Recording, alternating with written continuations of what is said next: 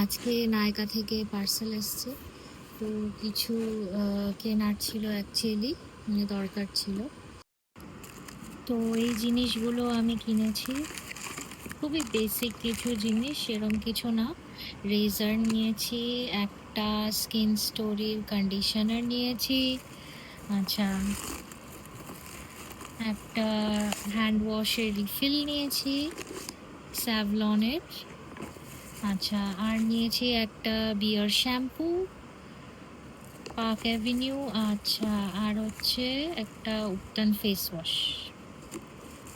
ও হ্যাঁ, আর আরেকটা হচ্ছে নিয়েছি হচ্ছে flaxseed oil, cold pressed, extra virgin cold pressed oil. এটা vegan free, chemical free, natural একদম 100%। তো এইটা আমি নিয়েছি। অ্যাকচুয়ালি আমি অয়েলিং করি না খুব একটা, বাট তাও নিয়েছি।